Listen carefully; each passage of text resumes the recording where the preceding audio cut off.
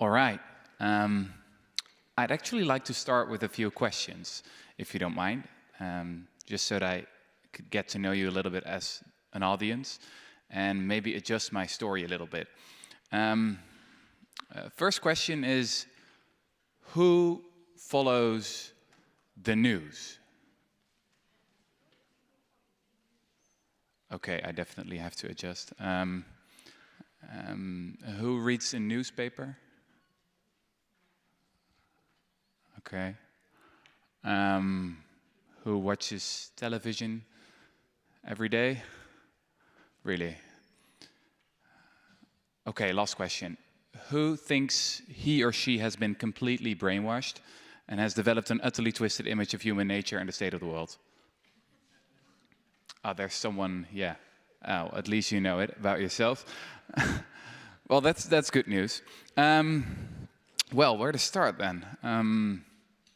Well, maybe it's a good idea to start with the biggest lesson of human history. You must know I studied history for about 10 years now, and to save you some time, I can summarize everything I learned in just 5 words.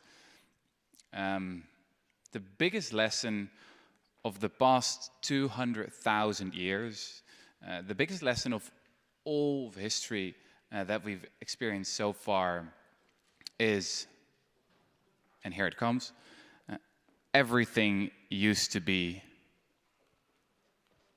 worse. Well, that's pretty much it, actually. No, really. For about 99% of human history, about 99% of humanity was sick, poor, hungry, stupid, dirty, and ugly.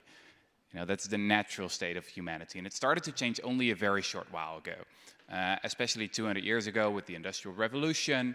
But if we zoom in on the past, 2 or 3 decades, then progress has been especially, astonishing in terms of health or wealth.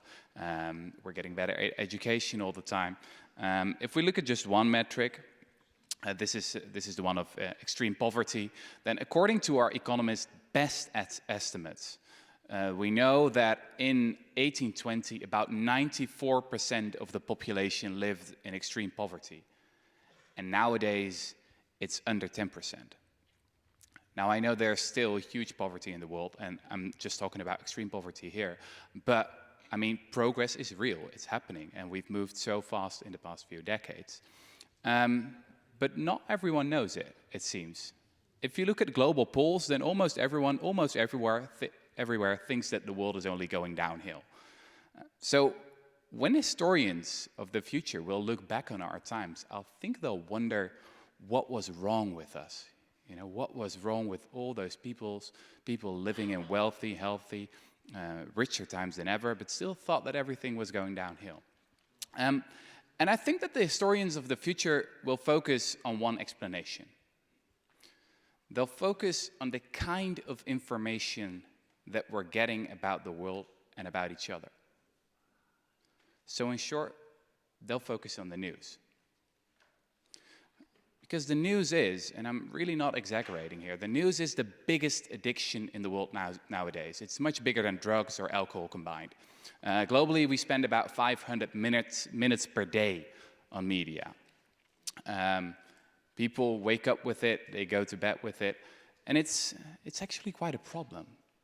Because the news is always about the exceptions. It's always about what's going right. It's almost never about what's going well. So you never see a headline that says, "Life blog, billions of people went to their work and back again." It's never on the news, but it's happening every day. You also never see something like breaking news, child mortality declined by another 0.00001% today. It's just, the news doesn't work that day. But since the 1990s, child mortality has almost halved.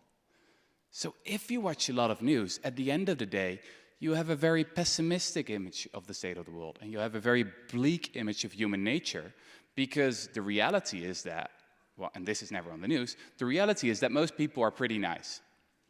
This is one of the most revolutionary things you can say today, that most people are pretty nice. Anyway, I think this is pretty much what explains the biggest crisis of our time. It's not so much that we don't have it good, especially in our rich and wealthy Western countries. But the problem is that we can't come up with anything better. That we've lost our collective imagination, that we don't really dare to dream big anymore. Now, I'd like to tell you a short story about a time when we still did that, when we still had this utopian imagination that was alive and active. And it was in 1930, actually.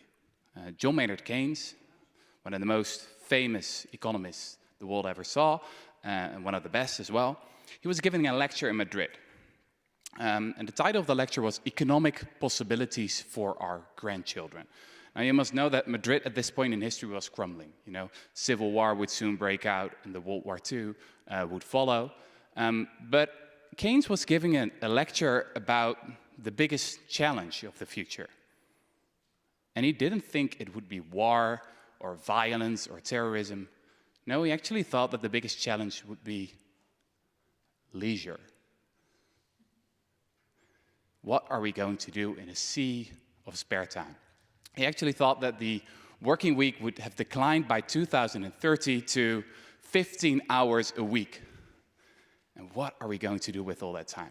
You might think, well, Keynes was probably a little bit crazy, but you should know that back then, almost everyone believed that this was going to happen. You know, all the economists and sociologists and trend watchers, they all thought that the future would be full of free time and that indeed the robots would come for our jobs and that our challenge would be to decide what we are going to do with all that time. But then, in the 1980s, something different happened. We started working more and more and more again. And the question is, of course, why? What happened? Now, basically, there are two explanations. The first explanation, you probably know that one. It's called consumerism. So we use money we don't have to buy stuff we don't need to impress people we don't like. That's the most popular explanation. But I think we need another one. If you look at the jobs that we have, especially in rich countries, it's mostly jobs in the service economy. So we're not making all that stuff that we don't need. You know, all these iPhones and their panoply of colors, or all those matcha cookie crumble frappuccinos, disgusting things. Anyway, we're not doing that. It's mostly robots doing it and wage slaves in much poorer countries. So we need a different explanation. And I think we can find the other explanation in an essay that was written by David Graeber. He's a very good American anthropologist, and he wrote an essay by the title on the phenomenon of, and here comes a very scientific term, bullshit jobs. Now, what are bullshit jobs? Bullshit jobs are the jobs that even the people who have them themselves consider useless, meaningless. And when I first wrote about it, I thought, well, how big can that be? You know, who would want a job like that? But then it started. You know, confession after confession started pouring in. People kept tweeting me, Facebooking me, emailing me, saying, yes, yes, yes, yes. I've got one of those jobs as well.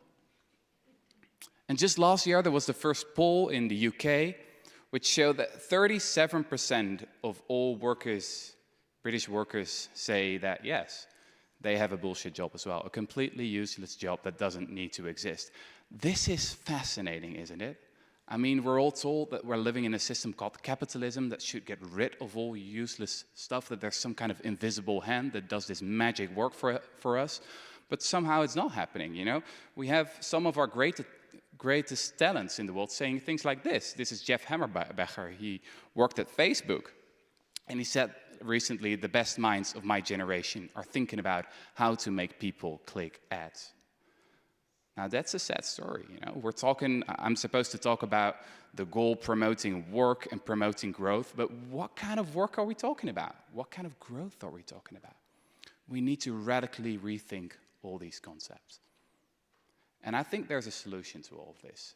It's an old idea. It goes back to the 18th century, and it's called universal basic income. The idea is to give everyone a monthly grant, enough to pay for your basic needs, so food, shelter, education. It's completely universal, so everyone will get it, and it's unconditional. No one's going to tell you what you have to do for it. No one's going to tell you what you have to do with it. Now, if you've watched a lot of news, you'll probably think that people will waste this money on drugs or alcohol, or that they'll stop working.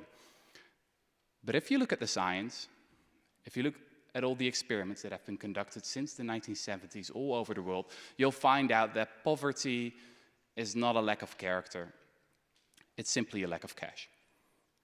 And that if you give people the means to make something of their lives, then you'll find out that most people are creative, social beings that want to get up in the morning and do something useful.